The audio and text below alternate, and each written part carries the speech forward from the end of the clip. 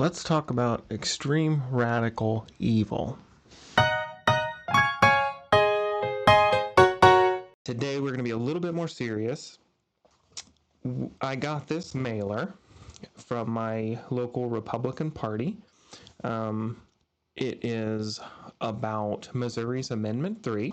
Amendment 3 seeks to reestablish some level of reproductive rights in the state of Missouri. It's on the ballot on November 5th, and I just want to talk about a little bit about the bill itself, the amendment itself, what it means, the actual text of it, talk a little bit about some of this propaganda. The Republican Party does this a lot. Blatant lying, fear-mongering, and emotive language, and we are going to talk about that today. So let me give you a better look at this mailer. So this is what we're dealing with here. Obviously, I've blacked out my address and the area the Republican this particular Republican committee serves, so that I don't dox myself. But you can see it came from the Republican Central Committee in my area. So it's not about freedom. It's not about better healthcare. It's not about inclusion. I will say one thing: it really isn't so much about inclusion per se. It's certainly not about drag queens. They use the scary looking drag queen on here for a reason, because Republicans are scared of drag queens. We know this, but this bill doesn't have anything to do with drag queens. So let's go ahead and take a look at the reverse of this mailer, and we can get into a little bit of what they're saying about what this bill does. So, extreme radical evil. This is what the reverse of that mailer looks like.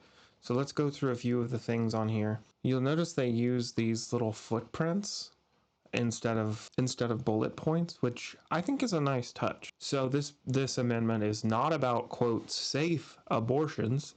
Missouri already protects prenatal care, childbirth, postpartum care, birth control, miscarriage care, and respectful birthing conditions.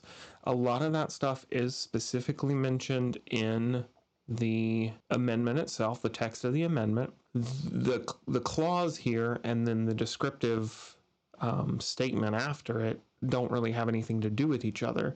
It says not about, quote, safe abortions, and then it says Missouri already protects blah blah blah. But the Missouri already protects does not contain elective abortions, which is, the crux of the matter here. So this first point contradicts itself. The bill is largely about safe abortions, access to elective reproductive health care, and medically necessary abortions as well. So line 2, you will pay for abortion. Once established as a, quote, right, taxpayers will be forced to pay for others' abortions. The amendment doesn't say anything about that. I would love to see taxpayer-funded abortions. We should have Medicare for all, and all medical care should be free at point of use. Again, I said this in a video recently: raise my taxes. I don't care. I will pay for anybody's abortion that I can. Point 3, no parental consent required for children's, quote, reproductive health, or, quote, reproductive health. I don't know why they put the word reproductive in quotes. That kind of doesn't make any sense, but we're going to take a look at the actual amendment in just a minute and go through this. This isn't really in there. No parental consent required for children's reproductive health, including abortion and hormone therapy, establishes that every child has autonomy and a constitutional right to make their own healthcare decisions without parents' consent. This is not in the amendment. It does promote some level of autonomy over a person's personal medical decisions, but there's nothing specifically stripping parents' rights And there's nothing in the text of the amendment that includes anything about hormone therapies. This next point includes, quote, gender affirming care, such as puberty blockers and gender mutilation surgeries. Gender mutilation surgeries? Give me a break. There's nothing in the amendment whatsoever about gender affirming care. It is strictly about reproductive health and the right to reproductive health care. No medical degree required to perform abortions. Poorly trained, unlicensed, and unregulated, quote, providers. Whoever just went ham on this thing with the quotation marks should be fired. Unregulated providers will be able to perform potentially life-altering abortions on women who are already vulnerable and hurting.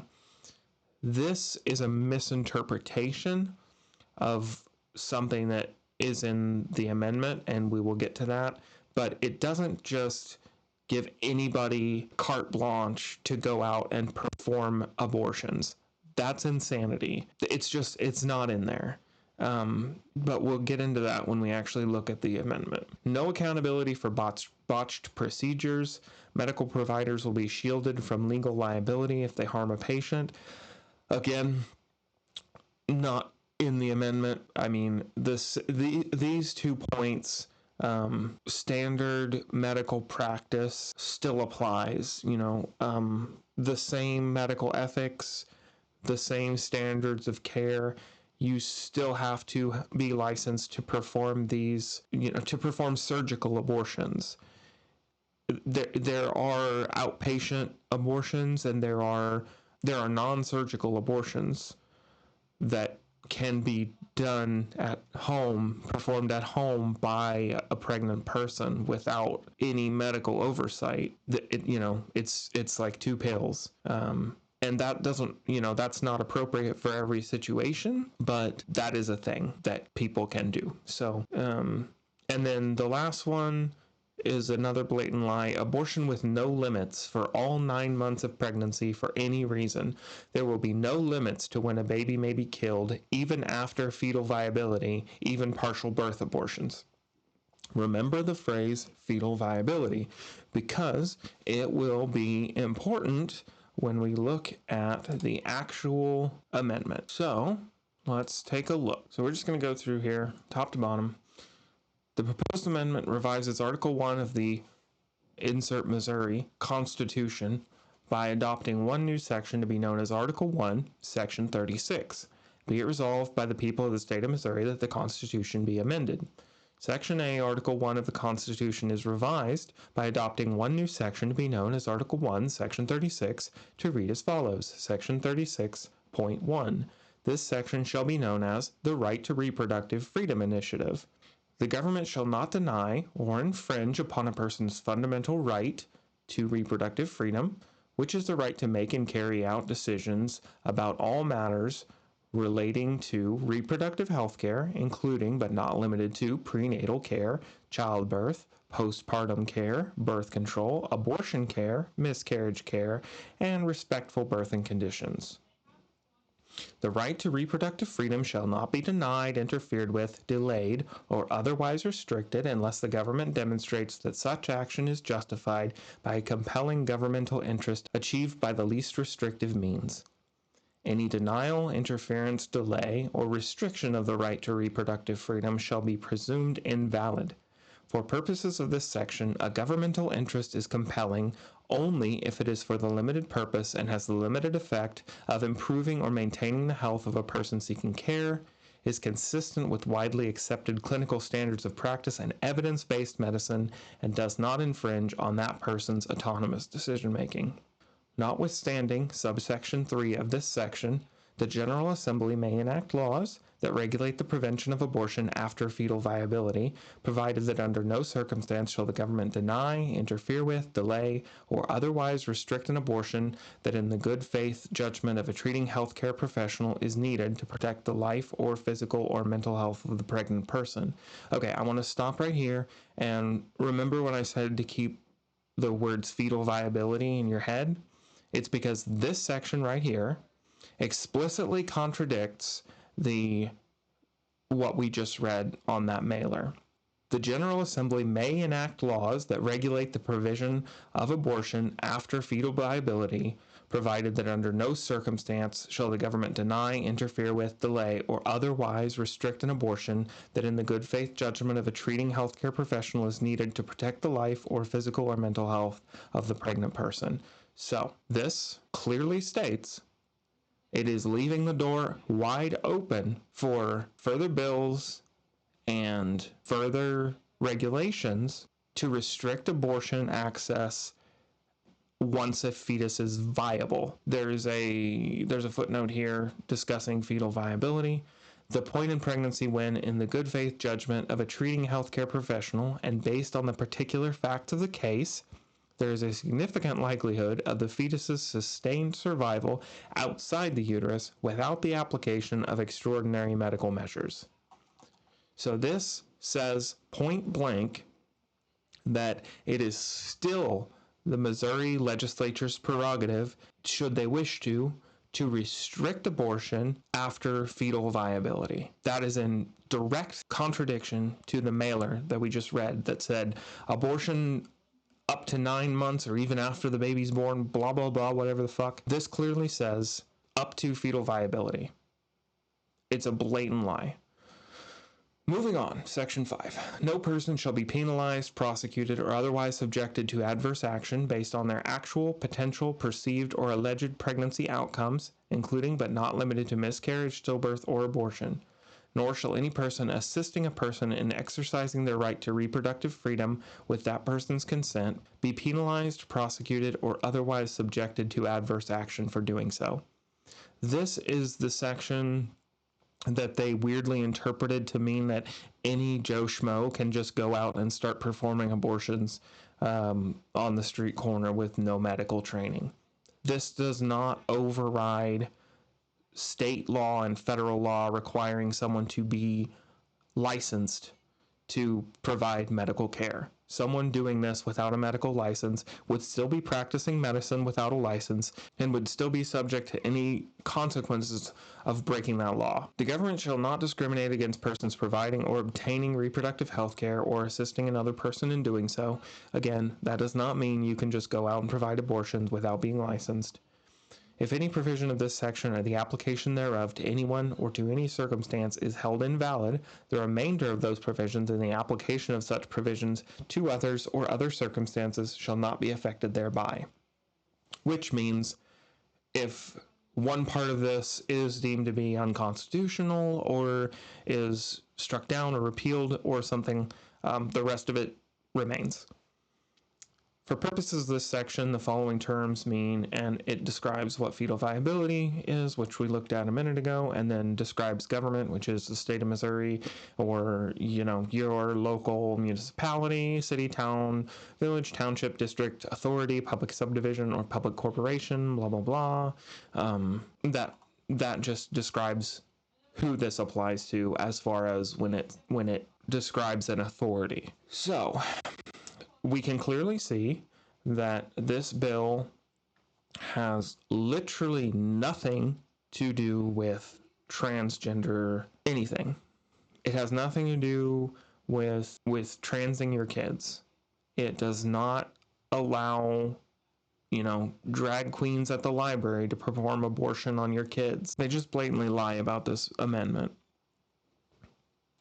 It does nothing to provide transgender care. It does not restrict parents' rights. It does not go far enough in restoring reproductive freedom. But it most definitely does not do all the crazy things that mailer suggests that it does. Because that mailer is designed to make you confused and afraid. It is absolutely the Republican Party's MO to just put out bullshit statements, mailers, and advertisements full of misleading statements, and know that most people are not going to look into it, and the people that are going to be impacted by it are probably voting for them anyway. This was a particularly egregious example because there was almost literally nothing on the mailer that was actually true.